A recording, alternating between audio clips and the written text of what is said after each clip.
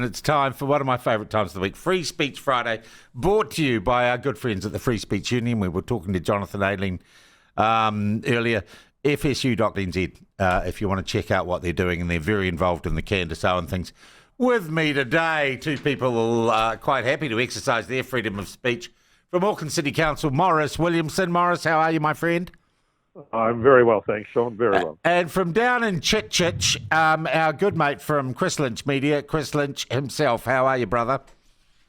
Good morning, guys. Very well, thank you. All right, now I know you've got to pop up, Chris. You've got to pop off at 5:02. We've got no ad break. We just got that out of the way, so we're just into it now. First up, guys, I don't know. Did you hear or see the interview on Stuff yesterday with Rocco Dog?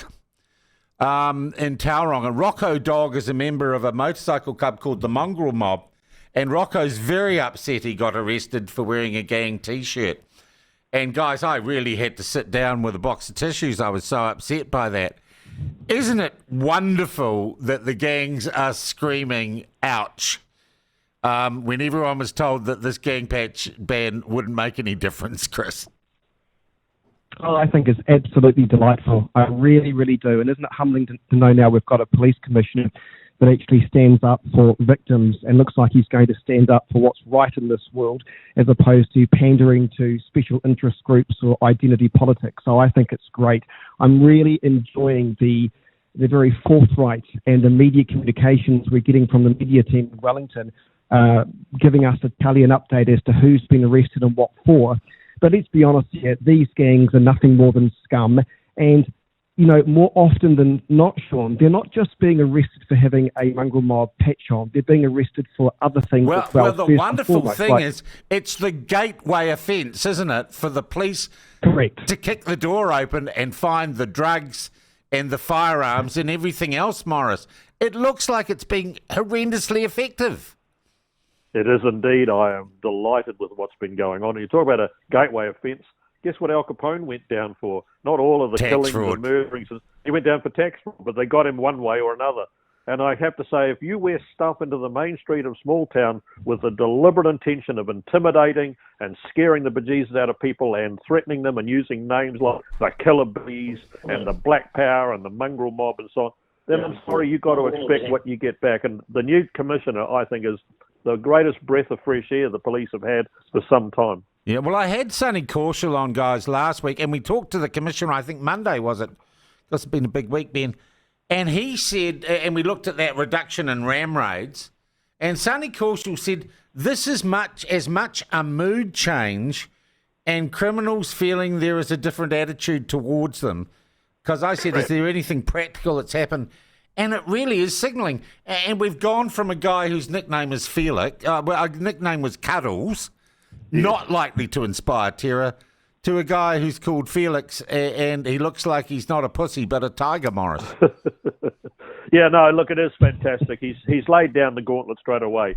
That sort of behaviour that's been going on for some time, no longer acceptable. We will deal to it, and we'll deal to it immediately. And one of the best preventions of crime occurring, of course, is deterrence. If you're scared witless at what's going to happen to you, you could lose your fancy motorbike and lose all of the stuff you've got at home and go into the Hooskow and be banged up. Yeah. You're not going to say, oh, well, I need to wear my shirt down the main street of Opotiki. You're going to say, well, it's too big a price to pay. So good on them. I think it's a wonderful move. Do either of you know anyone in your circle of friends or acquaintances who said, this is terrible, the gang patch ban? And it's, they wouldn't be in my circle of friends. Not one person, yeah. That's right. But it's interesting, though, how One News and stuff take this kind of sympathetic approach where they actively go out and seek gang members and ask them what they think about the laws, as if giving them some kind of validation and credibility. It's no wonder that people have turned off these types of channels. Have you guys seen the Stuff interview from yesterday that we led with this morning? No, and I wouldn't bother hold on, guys. Hold on. We got it there, Ben. Ben, can we pay? I want you to listen to it. So this is outside the Tauranga police station. It's a Stuff reporter, and he's interviewing a guy called Rocker, and Rocker Dog was one of 6 people arrested yesterday at this big gang tangi. That's a funeral if you don't speak Maori. And look, I led with it this morning. I saw it last night. Just have a listen. We're good for it? Just have a listen to this, guys. What happened today? We just pulled up to Mighty Brothers Tony, and he got arrested for just wearing our clothes. Patches? No, I wasn't anyway personally. I was just wearing a t-shirt, but it was just clothes. Did it have a Mungal Mob insignia on it? It had a picture on it. Hey, you got arrested for displaying the gang insignia? Yeah, we got arrested for that. At a tangi. Hey, on a day of a death. Hey, so Sacred day. Sacred day, and they're just bowling all on us. Family, kids all around mourning for our dead. So pretty bad? Oh well, and disrespectful and rude. Hey, that's how I feel anyway. Yeah, but we want to sort out something anyway, just so. So what did they charge you with? Wearing clothes. That's what I got. Hey, actually, here, I'll read it out for you. Yep.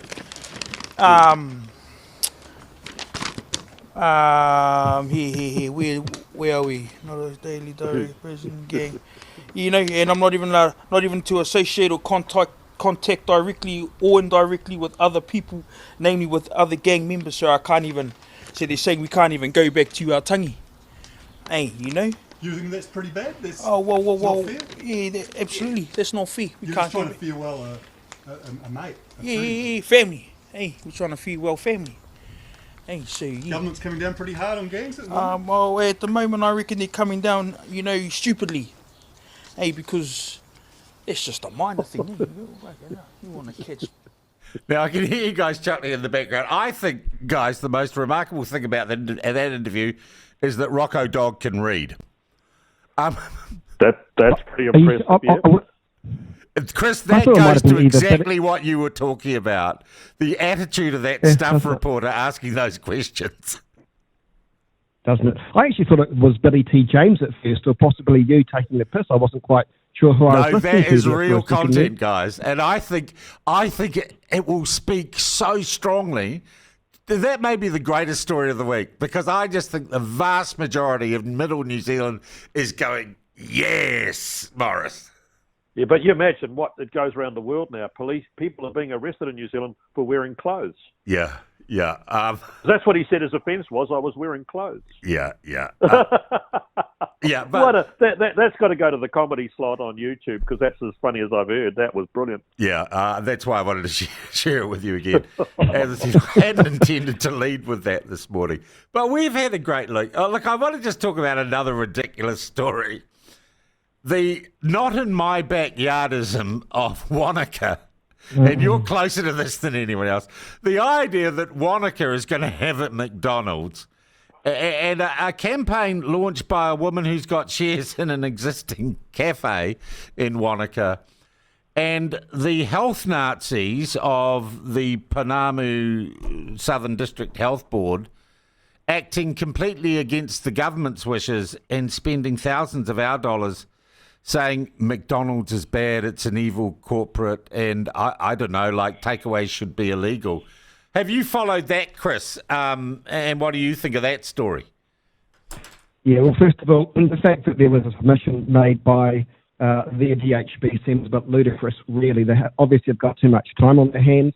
Listen, I'm sort of on the fence on this, and I'll tell you why, because I was actually in Wanaka recently, and it is such a lovely place, and it's nice to go there and not be bombarded by so much commercialism, and I think that's part of Wanaka's charm, to be honest with you. I think, though, in Queenstown, they've got, I think maybe 2 McDonald's there in their towns. I think this all comes down to the positioning of where it's going to be. My understanding is it's going to be on a corner of a major state highway, and that to me is a bit jarring to have a commercial kind of big M focus there. Is having a McDonald's illegal? No, it's not. But I've got to say that your interview with what does she call herself? Some recycling person who called herself a social enterprise. Yeah. When you call yourself a social enterprise, you've lost the argument, really. And I think you did a great job holding her to account, because she really didn't have much of an argument, because McDonald's actually does recycle all of its products that it packages in anyway. Sorry, the packaging, that is. But yeah, if this McDonald's was more perhaps in the central little wee town of Wanaka, possibly. I mean, people have got a right to say they don't want it. Will it go ahead? Absolutely it will, though. Yeah, okay. And so what's your call? It will go ahead? Yeah, I think it will go ahead in the end. Absolutely it will. Yeah, and it's not going to be the end of the world, you know, Chris. No, I don't think it's going to be the end of the world, but I do say, though, it is kind of ugly when you go into a lovely small town, the first thing you're greeted with is something like that. And maybe I've got a prejudice here. It reeks of Chardonnay socialist, not in my backyardism. Because they're building one down in Green Island in Dunedin, and there are no wokesters kicking up Bobsy Die about that. Well, they probably love it. Yeah. This kind of reminds me of the similar argument they had years ago when they decided to put a great big ugly red warehouse in Greymouth. So visitors who will be on the lovely, beautiful Alpine train that goes from Christchurch to the West Coast, stunning scenery throughout the South Island. And the first thing you're greeted with when you actually pull into that train station is the warehouse. It's kind of ugly. Maurice, where are you on Well, this? Because I can I kind of see where Chris is coming from. No, I disagree with them entirely. Okay. They've gone out of their way for the design. Have you seen the pictures? It's a stunningly good-looking building anywhere in a town. I'd be happy to have that in the town where I live. They haven't gone up for some big garish 300 feet tall yellow arches and all that sort of stuff. It's again, what's people's choice, and if people don't like it in Wanaka, they will not buy stuff there. And guess what? They'll go broke within days, and it'll all be over. So case proven. And look, by the way, all the stuff about the recyclables and so on, you can actually put some conditions into their resource consent that if indeed there is rubbish collection that's required, then the council can say, we'll be putting people out. Or we'll levy you or something, and you'll get a levy to pay the cost of those people. Yeah. And McDonald's would sign up to that. So there are ways around it. And I don't agree with Chris either on the Transalpine. I've done it a few times. I don't actually mind after several hours of sitting looking at those beautiful mountains and rivers and incredible scenes. God, there's a warehouse. Civilization. I don't care if there's a warehouse when I'm getting off the train. Guys, I think it's ugly. Yeah. The interesting thing too was, and I'm often trying to figure out what the zeitgeist of the country is and what the mood is. And it was really interesting. We raised the DHB submission, which, believe it or not, guys, and just sit down and be calm, Maurice, suggested that McDonald's in Wanaka could be a breach of the Treaty of Waitangi. Oh, you're joking. No, it did. It's in there. It actually said that. It actually said that. It said No we way. remind the planning things to be conscious of their obligations under the Treaty of Waitangi. Oh, for God's sake.